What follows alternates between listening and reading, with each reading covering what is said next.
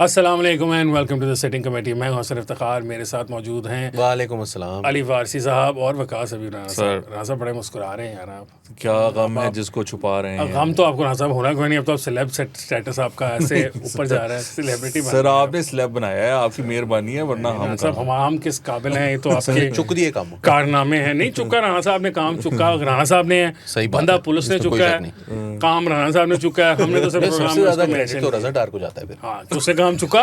कैसी यार कमाल बात है। कल आप लोगों की ये देखिए मेरी बात सुनिए, क्रिएटर तो वो है ना, आप इतना जोर जोर से हंस रहे हैं। कल किसी ने कमेंट्स में लिखा हुआ है कि सीरियस मौजू होता है, आप लोग मजाक में उड़ा देते हैं। अब आप देखेंगे लेकिन तू ना के देखे साथ सीरियस बात हुई है। नहीं मजाक कर रहा हूं यार, आप देखा करें। चार लोग बात पहले ये देख देने जरे उन्हें तो कही जा रहे ना देखा कर। नहीं बात ये है कि हमने जब ये प्रोग्राम स्टार्ट किया था, आज से 3-4 साल पहले की बात है, उसके बाद उसको कुछ 6-7 महीने चलने के बाद बंद हो गया था।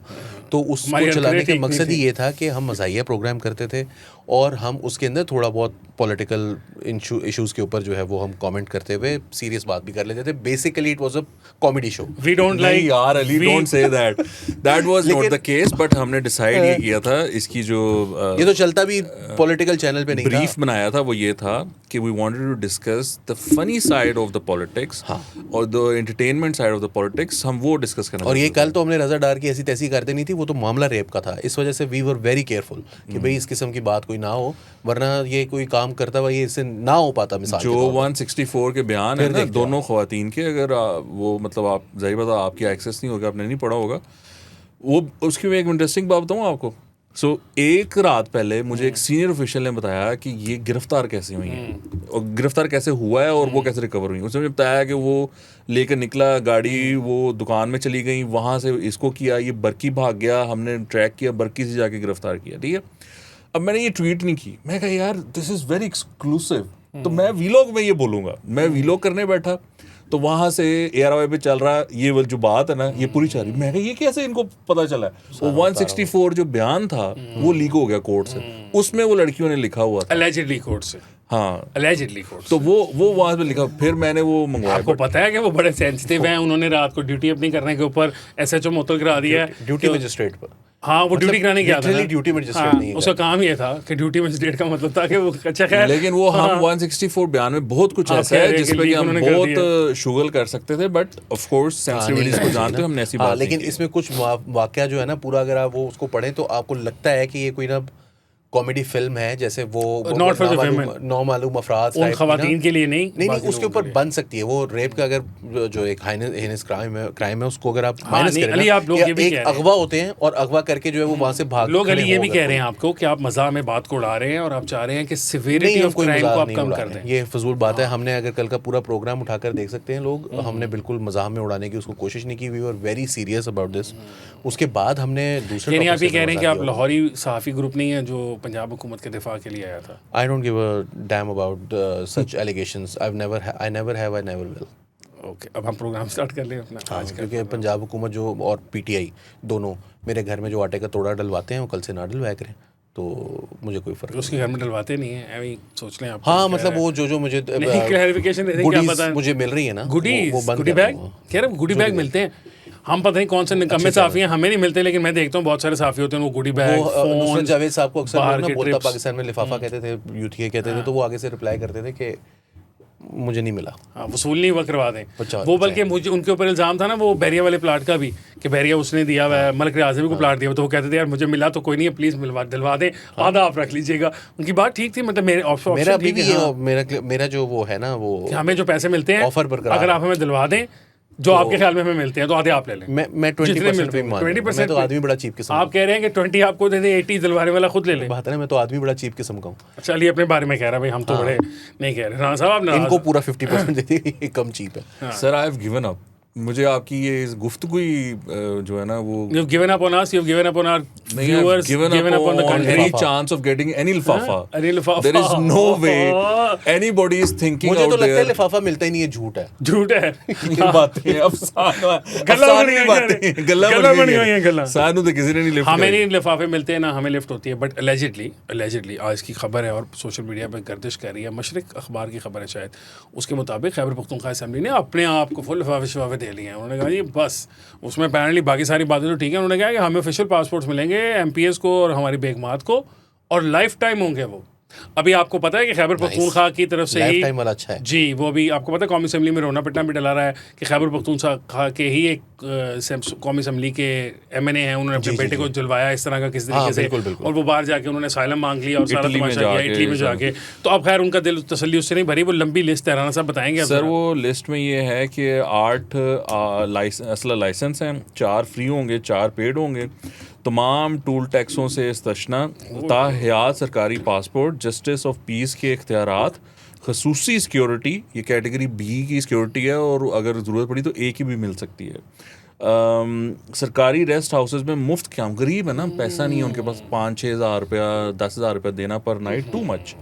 और स्पीकर की पेश की इजाज़त के बगैर गिरफ्तारी को जुर्म करार देने जैसी दफात शामिल हैं। अच्छा, कौमी असेंबली में सिर्फ स्पीकर को बताना है कि हाँ, इधर केपी असेंबली में जुर्म हो गया। और फिर उसमें फर्दर ये लिखा हुआ है कि आपने आगे कहा कि सर तुम्हारे एमपी ने बंदा मारता है तो वो कहेंगे सबूत दिखाएं, केस फाइल लेकर आए, वो ये लिखा हुआ है। साहब जज जूरी एग्जीक्यूशनर सारे खुद ही हैं। हाय हाय हाय, कमाल। और ये कानून भी खुद ही पास करा रहे हैं, अपने आप को बाख्तियार बनाए जा रहे हैं। Very good. और ये मैंने आपको वो जो हाईलाइट्स हैं मोटी मोटी, ये अपना जो सहाफ़ी हैं उनके खिलाफ भी है कि मसवदे में मीडिया से मुतल्लिक कई अहम दफ़ात भी शामिल की गई हैं। असम्बली कार्रवाई की गलत या गुमराहकुन रिपोर्टिंग, स्पीकर की जानिब से इशाअत पर पाबंदी के बावजूद कार्रवाई शाया करना, कमेटी रिपोर्ट्स को पेशी से कबल लीक करना और बाज़ दीगर इक़दामात को इस्तेकाक की खिलाफ वर्जी करार दिया गया है। स्पीकर को इख्तियार है कि वो या तो पाबंदी लगा देगा सहाफ़ी पे या उसको नहीं। स्पीकर की तरफ से पाबंदी लगाई गई कि इस ऐवान की कार्रवाई को रिपोर्ट नहीं किया जाएगा, तो अनलेस इन कैमरा सेशन है और उसके अंदर फिर सहाफ़ियों को बुलाया जाएगा। कैसे आप किसी पब्लिक जो है उसके ऊपर ये लगा सकते हैं? कमेटी में गया, हमने हासिल कर लिया, ठीक है ना, वो मेरे पास आ गया, मैंने उस पर शोर डाल दिया। अगर ये मैंने किया, फॉर एग्जांपल केपी असेंबली है, तो वो मेरा दाखिला बंद कर देंगे, मेरे खिलाफ जो भी कार्रवाई करनी है वो कर देंगे। वो कह रहे हैं कि पास हो गया ना, पास होने के बाद करें, यानी गलत वो कानून पास हो गया। अगर टेलीकॉम बिल पे हम शोर ना डालते तो वो पास हो जाता, तो उसके बाद आप कर लें जो आपने sir. Right to access to information का राइट हर शहरी के पास है। स्पेसिफिकली कानून साजी जो शहरियों के लिए हो रही है, उससे कैसे कोई सूबाई असेंबली कौमी असेंबली रोक सकती है किसी को भी आगाह रखने से? No discussion. ये तो वैसे ही मेरा ख्याल है ये तो इसके तो वो आइन की बेसिक जो हैं शिकें, उसकी खिलाफ वर्जी होगी कानून साजी। आप किसी ऐसा आइन कानून कैसे बना सकते हैं जिसमें वो पाबंदी लगा दे कि कौमी असेंबली के अंदर या सूबाई असेंबली के अंदर होने वाली कार्रवाई को आप रिपोर्ट नहीं कर सकते? अगर स्पीकर साहब ने मना कर दिया, स्पीकर साहब कौन होते हैं? अगर वहाँ पे वो लड़ाई झगड़ा कर रहे हैं, वो पाकिस्तान के मफाद के खिलाफ कानून साजी करना चाहते हैं, कुछ भी किया जा सकता है, तो आप उसको रिपोर्ट नहीं करेंगे? बेवकूफ़ वाली बात है। खैर वैसे सर ये बातें मैंने तब तो नहीं सुनी जब ब्यूरोक्रेट्स को ये सब कुछ मिल रहा होता है, जब फौजियों को मिल रहा होता है, जब जजों को मिल रहा होता है, जिस वक्त जमहूरी जो लीडरान हैं और हकीकत और खैबर पख्तूनख्वा की असेंबली जो है वो जेन्युइन आई हुई है, वो 47 की नहीं है। वो अगर उनको अगर जो है वो मराहत मिल जाए तो आप लोगों को जो है वो बड़ी तकलीफ होती है कि जी अवाम के टैक्सों का, बाकी सारा अवाम के टैक्सों का पैसा नहीं है। अरे तो जल्दी कर गया, अभी हमने मराहत पे तकलीफ तो की नहीं, अभी तो हम सिर्फ ये तकलीफ कर रहे थे। नहीं, आपको पहले तकलीफ शुरू हो गई, सहाफियों से तकलीफ तो मुझे हो रही है। अभी हमने इस पे तो बात ही नहीं की थी। तकलीफ तो मुझे हो रही है। इस्तेकाक जो है अगर वो मजरू हुआ तो वो आपको आपके खिलाफ वो जो कार्रवाई होती है वो भी वो जुडिशल कमेटी को भेज देंगे और आपके वारंट भी वो इशू कर सकते हैं अगर आप पेश ना हुए वहाँ पर उनकी कमेटीज में। आई थिंक ये तो शायद पंजाब असेंबली के पास नहीं, पंजाब की इस्तेकाक की वारंट है, कमेटी होती है, उसमें बुलाया जाता है, पर वारंट मेरा नहीं ख्याल उसके पास होता है कि वो वारंट कर देती होगी। वारंट नहीं यार, आपने खुद ही बताया कि वो कौमी सूबाई असेंबली के जो स्पीकर साहब हैं उन्होंने कहा कि हमारे किसी बंदे के खिलाफ अगर आपके पास कोई केस आएगा तो आपने ना सिर्फ हमें इन्फॉर्म करके उसको गिरफ्तार करना है, ये तो है ना कौमी असेंबली सूबाई असेंबली में बाकी में। उन्होंने कहा ऐसा नहीं करना, हमसे इजाज़त लेनी है और हमें कन्विंस करना है पहले कि इसमें इसके खिलाफ इतना सबूत है भी कि हम इसको गिरफ्तार कर सकें, यानी कि वो कुछ जुडिशल मजिस्ट्रेट के भी इख्तियारात या इस किस्म के भी सूबाई असेंबली के स्पीकर साहब अपने पास रखना चाहते हैं, वैसे ही कर दें, राजवाड़ा बना दें, कह दें कि ये राजवाड़ा यहाँ पे हम झोंकेंगे राजे महाराजे। वो आप बता रहे थे कि शफी जान की एक ट्वीट जी हाँ, ये बिल्कुल उन्होंने कहा है कि ऐसा कुछ भी नहीं हो रहा, ये मनगढ़ंत है, लेकिन उन्होंने एक स्पेसिफिक बात की है, बस उन्होंने कहा ब्लू पासपोर्ट जारी करने की मंजूरी से मुताबिक गर्दिश करने वाली तमाम खबरें झूठी, मनगढ़ंत और बेबुनियाद हैं। पासपोर्ट जारी करना मरकजी हुकूमत का मैं भी ये सोच रहा था कि ये तो सूबाई असेंबली के पास है भी नहीं ना कि वो ख्वाहिश का इजहार कर सकते हैं, वो पास कर सकते हैं और फिर प्रेशर डाल सकते हैं वफाकी हुकूमत पे। तो देखिए ना, बात ये है ये खैबर पख्तूनख्वा के अवाम की डिमांड, हाँ डिमांड है कि उनके इमाम की डिमांड है कि हमारे हर सूबाई असेंबली के मेंबर और उनकी मिसेस को लाइफ टाइम ब्लू पासपोर्ट मिलना चाहिए। वो वॉक कर लेते ना इसमें। उन्होंने कहा कि जी ये ब्लू पासपोर्ट इशू करें ये 3 मेंबरान को और उनकी वाइफ को। अच्छा वो अब उन्होंने कहा कि जी इनको इशू करें, आगे से हो गया इनकार।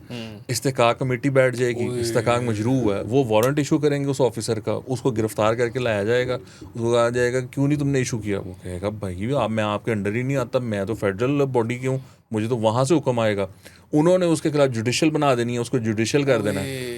तो सर बात सुने, जिसको उठा के लेके आएंगे सर, जिसको उठा के लेके आएंगे उसके ऊपर अगवा का पर्चा भी नहीं हो सकता ना, क्योंकि उन्होंने कहा कि हमारे किसी मेंबर पर पर्चा नहीं हो सकता असेंबली पे। अगर उसके जो फैमिली वाले हैं उनका बंदा गायब हो जाएगा जो उठा के ले जाएंगे तो वो ढूंढने जाएगा ना, वो पर्चा भी नहीं निकाल सकेंगे। वो विजिलेंटेज होंगे, वो पीस जस्टिस।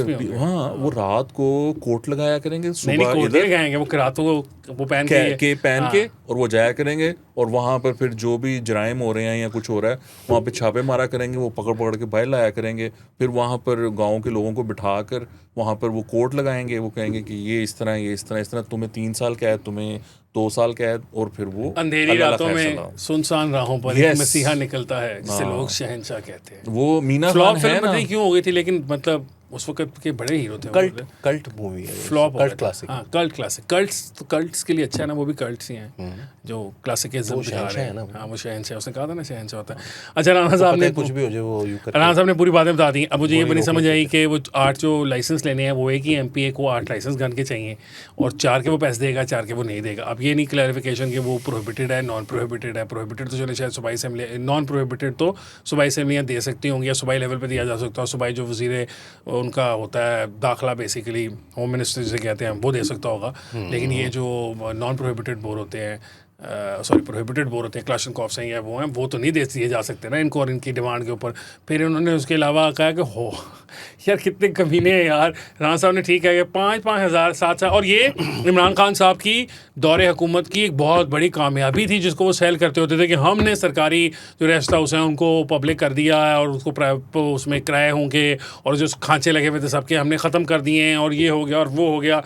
टैंपटास खान साहब ने बड़ी की थी सर। वो एक और मजेदार चीज़, वो कह रहे हैं पैसे नहीं देंगे हम। MPA की गाड़ी पर MPA की नंबर प्लेट लगेगी, वो उसकी नंबर प्लेट ही होगी स्पेसिफिक, उसका वो जो तो ग्रीन वाली वो जो और नीचे उसका हल्का नंबर, हाँ वो उसका। बस कितनी गाड़ियों पे ये भी नहीं बताया होगा। वो सर छोड़े ना, वो इस्तेकाक मजरूह होगा, जितनी मर्जी गाड़ियों पे लगाए कौन रोकेगा। और फिर सर ये भी है कि शीशे भी काले वो कर सकता है। क्यों? वो सर सिक्योरिटी है, B सिक्योरिटी दे रहे हैं, B ग्रेड की सिक्योरिटी है। अगर उसको ज्यादा खतरा हुआ तहरीक इंसाफ A ग्रेड की, आपको पता है इंसाफ के किसी MPA को क्या खतरा है किससे? आप मुझे बताएं कि एक दहशतगर्दी वाला सूबा है जहाँ रेगुलर दहशतगर्दी होती है and I do not wish bad upon anyone. जैसे टाउट से खतरा है, I do not wish bad कि किसी के साथ ज्यादती हो, किसी की जान खतरे में जाती दुश्मनियां भी हो सकती हैं इंसान की। क्या हो गया? जाती दुश्मनी होंगी जो है इंसान की, उसके लिए रियासत आपको जाएं आप जाके केस करें।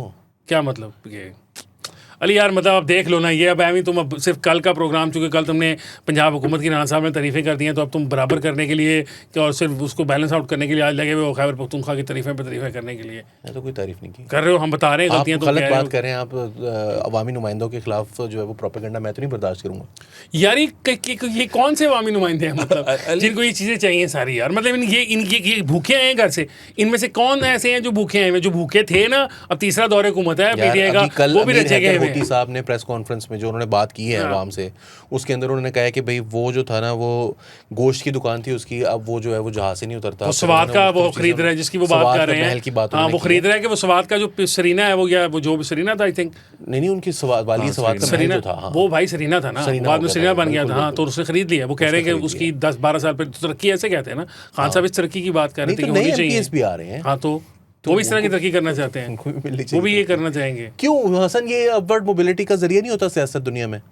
दुनिया में अपवर्ड मोबिलिटी का होता है। ये तो साफ शफाफ टूल टैक्स का 1000, 1500, 2000 रुपए का रेट है मैक्सिमम वाली।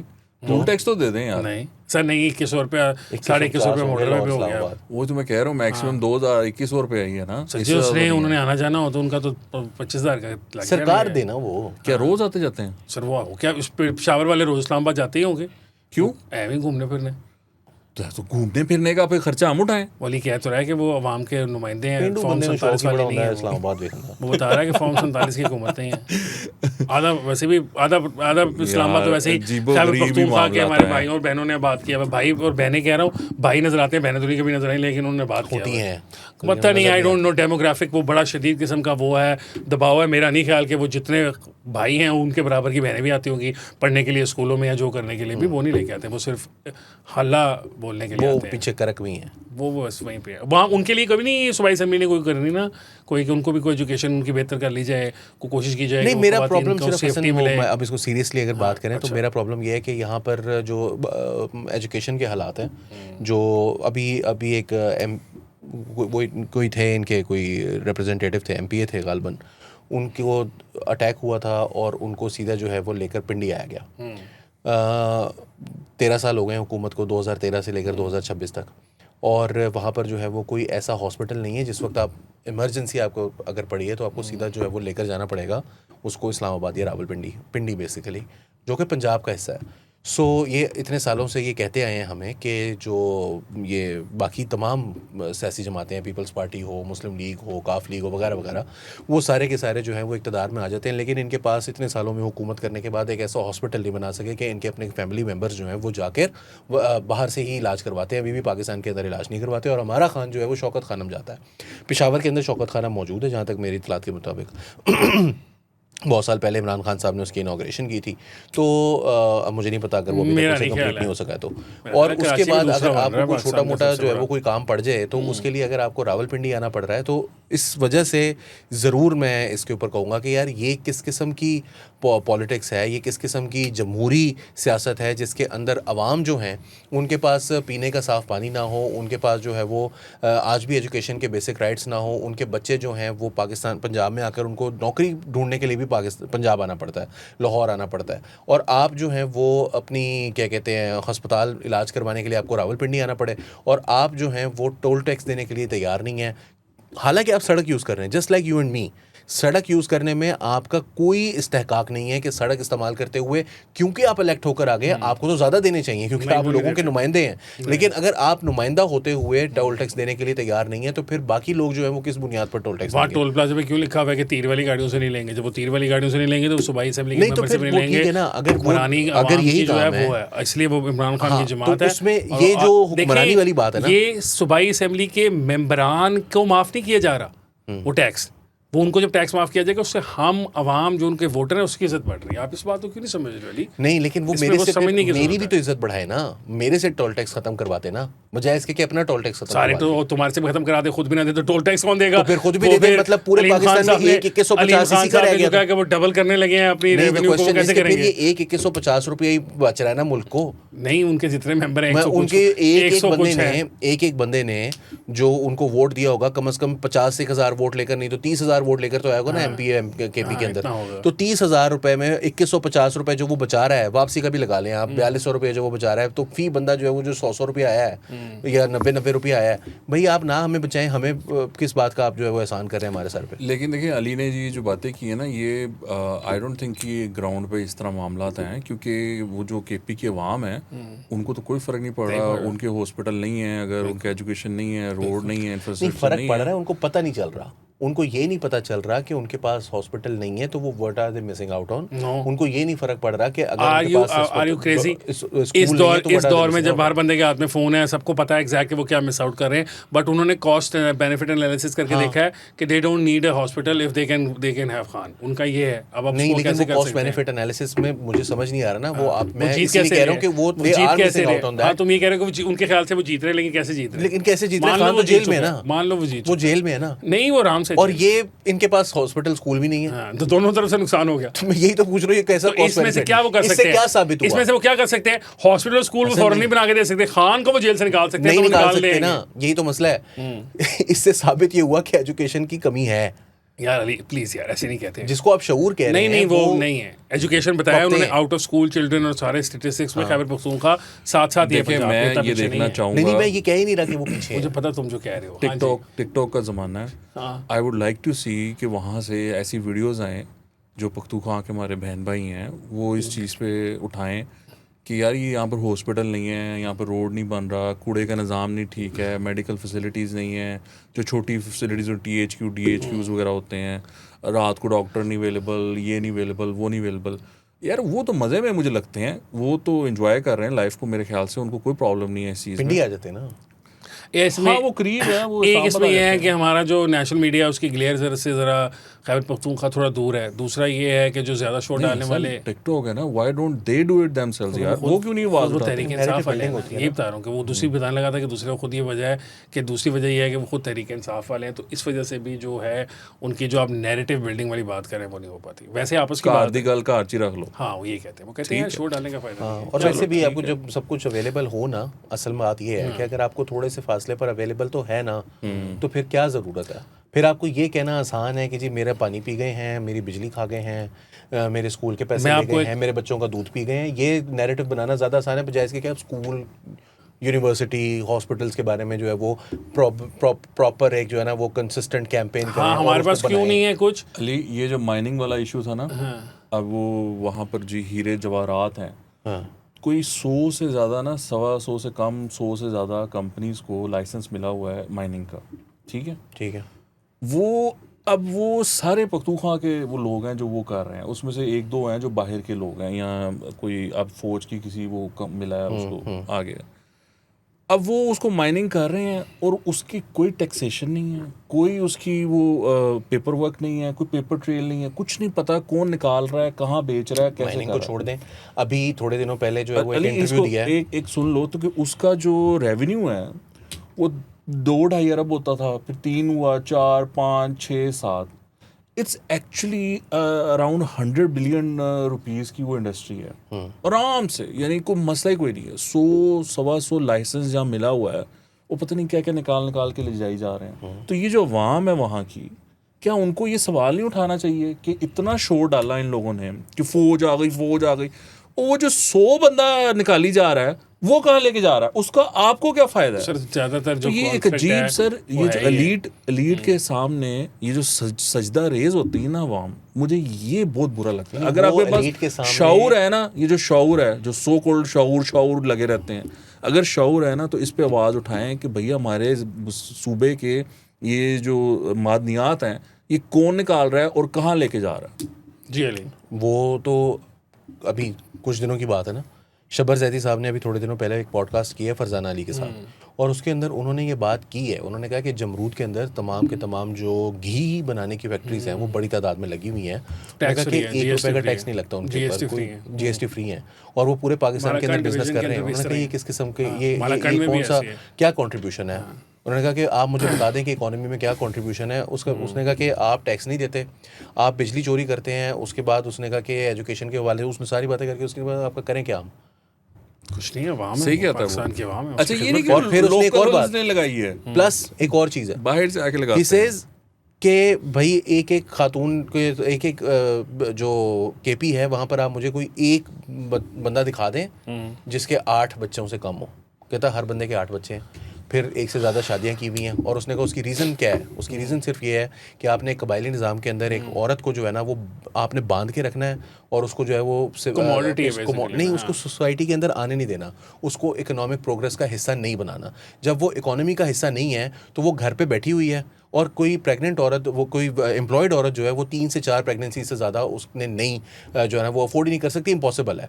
ये 8-8 बच्चे हो इसलिए रहे हैं क्योंकि आपने उनको घर बिठाया हुआ है। Now these are societal issues. अगर आपको लग रहा है कि आप बहुत अच्छे, यू आर फेयरिंग वेल, तो ठीक है, करते रहें। अच्छा, प्राइम मिनिस्टर ने एक बॉडी बनाई है, उसका नाम है नेशनल पॉपुलेशन काउंसिल। उसमें वज़ीर आज़म है। फैक्ट है ये करेक्ट है यार, आई थिंक सो। ये इसका नोटिफिकेशन तो आया हुआ है। ये कि बिल्कुल इसी रंग रोहन का जो है ना वो एक नोटिफिकेशन थोड़े दिनों पहले आया था, तो वो गवर्नमेंट ने फिर कहा था कि ये क्या नोटिफिकेशन आ गया आपको नया? वो नोटिफिकेशन ये कहता है जनाब के कोई नेशनल पॉपुलेशन काउंसिल बनी है, उसके अंदर कौन कौन लोग हैं, और उसके अंदर प्राइम मिनिस्टर के बिल्कुल नीचे जो है ना वो CDF का नाम लिखा हुआ है। मेन इशू है इसके पॉपुलेशन काउंसिल में, और मुझे भी थोड़ा सा इसी वजह से शक गुजरा है कि पॉपुलेशन काउंसिल के अंदर उन्होंने नंबर 2 पे CDF का नाम लिखा कम करने के लिए अगर जरूरत पड़ जाए तो सबसे इम्पोर्टेंट आदमी कौन है फिर?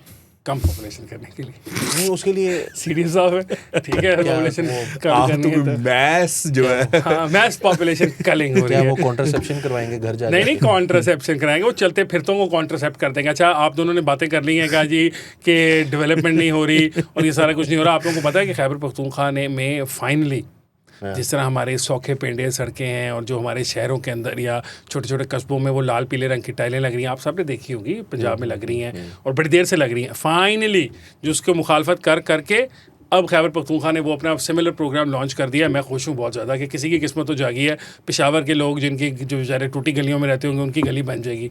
12 साल से वो सुन रहे थे गलियाँ नालियाँ सड़कें बनाने से तरक्की कौम नहीं करती, अब शायद उनको हो जाए कि यार कुछ। आज तो एक बड़ी खबर पंजाब से ये भी आ गई है कि 75 दिनों के अंदर उन्होंने पता नहीं कितने हजार सड़कें बना दी हैं। हाँ, वो भी औखे 12,000 सौखे पिंड वाली वो थी ना, वो थी शहबाज शरीफ का नाम था जब प्रोग्राम था ना, तो उसका नाम था सौखे पिंड और पक्कियां सड़कें, ठीक है। हाँ, वो बेसिकली इजलास है सोने पिंड सोनिया रावा। हाँ, अब वो चेंज हो गया। हाँ, चेंज हो गया। मैंने कहा ना कि तो उसके अंदर प्रोग्राम के तहत सिर्फ 75 रोज में 30 अरब रुपए की लागत से 1129 सड़कें और 1795 किलोमीटर तवील रोड नेटवर्क अब 1129 सड़कें माशाल्लाह 1795 यानी 1.5 किलोमीटर की एक रोड है रफली। यस, ठीक है ना। हाँ, तो ये जो है वो मुकम्मल कर लिया गया है वज़ीर आला के। अच्छा हसन, आप जो बात कर रहे हैं आपने बड़े अच्छे वर्ड यूज़ किया कि आपको बड़ी खुशी हुई है and I am really happy. मेरी ख्वाहिश ये है कि यार इस पे कंपटीशन किसी का फ़ायदा हो गया। बिल्कुल।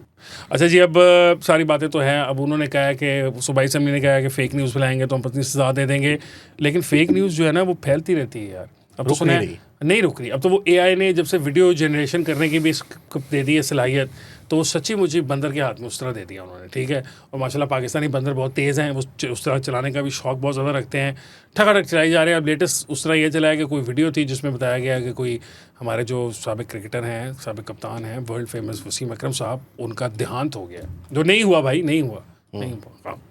तो अब फिर उनको आना पड़ा, उनको आगे खुद अपनी वीडियो में आके बताना पड़ा कि मैं जिंदा हूँ। मतलब the things have come to this कि लोग अपनी वो सोशल मीडिया की दुकानों के ऊपर ऐसे से वो सुबह बॉडी करने के लिए इस किस्म की खबरें ले आते हैं। सर वो वसीम अकरम ने कहा है कि यार मैं तो चलो 60-70 साल का हूँ तो मैं शायद ना वो समझ सकूँ, आप लोग तो 1.5 होशियार हो, आप लोगों को पता नहीं चला कि ये AI वीडियो है, इट्स नॉट रियल। तो आपको वो देखनी चाहिए थी कि वो नहीं है, मैं जिंदा हूँ भाई, मैं अपने आप लोगों को पता है कि AI वीडियोस मुझे याद आ गया। आपको पता है कि पिछले कुछ महीनों पहले और अब शायद अभी भी चल रहा हो, हमारे जो करंट फाइनेंस मिनिस्टर साहब हैं उनसे भी एक मनसूब बनी हुई एक वीडियो है जिसमें वो कह रहे हैं कि इसमें मैं ये पॉलिसी अनाउंस कर रहे हैं हम और ये कर रहे हैं और ये एक ऐप है, इसमें आप पैसे लगाएं, मैंने भी लगाए हुए हैं और मेरे पैसे बहुत ज़्यादा कमाए जा रहे हैं। वो सोशल मीडिया पे चलती है और बड़ी दफ़ा मुझे लोगों ने कहा है कि यार वो ये बड़ी इस ऐप में पैसे लगाने हैं। मैंने कहा क्यों? तो उन्होंने कहा जी तो foreign minister finance minister Pakistan का बैठ गया और फिर उन्होंने मुझे दिखाया, उन्होंने कहा ये देखें। इसी तरह एक कोई मौलाना साहब थे, कोई उनके था कि उन्होंने वो वसी शाह साहब जो है उनके प्रोग्राम में आके कोई बात बता दी जिससे पता नहीं कोई फाइनेंशियल कुछ हो गया ना। उन्होंने मौलाना साहब ने कभी कोई बात बताई थी उस प्रोग्राम में ना कुछ, लेकिन उनकी एक फ़ेक वीडियो बना के लगाई हुई है। तो अब आप मतलब रियलिटी क्या है, हम ये प्रोग्राम कर रहे हैं या नहीं कर रहे, क्या ये सिटिंग कमेटी ओरिजिनल है या नहीं है, आप इस पर शक करें। फिर अगर आपको कंफर्म हो जाता है कि हाँ ये कंफर्म है, ये बोंगे ऐसे लोग ही मार सकते हैं, फिर ठीक है, फिर आप कहें कि हाँ ये ठीक है। सर वो जब ये ट्रैफिक इशू हुआ था ना लाइसेंसेस का कि लाइसेंस बनवाएं वरना चलान होंगे, तो लोगों ने क्या किया, इन्फ्लुएंसर्स को लेकर यानी उनकी AI वीडियो बनाई और उसमें उन्होंने ना एक वो सिस्टम बोला कि आपको कोई जाने की ज़रूरत नहीं है, घर बैठे आपको लाइसेंस मिल जाएगा, आप इस पर बस क्लिक करें और आपका मामला ओके हो जाएगा। वो सारा वो व्हाट्सएप पे आपको लेके जाते थे वो एक नंबर पे, वो सारा स्कैम था। लोग जाके वहाँ पर पेमेंट्स करते थे 10,000 12,000 की, मुझे लाइसेंस मिल जाएगा घर बैठे। और वो इन्फ्लुएंसर्स अच्छे मतलब जेन्युइन लोगों का वो वीडियो थी कि यार वो मैंने किया है चेक, तो इस तरह कि अब जाने की ज़रूरत नहीं है, आप यहीं पर बैठो घर पे और वो आ जाएगा। ये नीचे ये तो सुनील मंच की आवाज़ लग रही है और सर सुनील मंच की आवाज़ लग रही है यार मैंने चेक किया।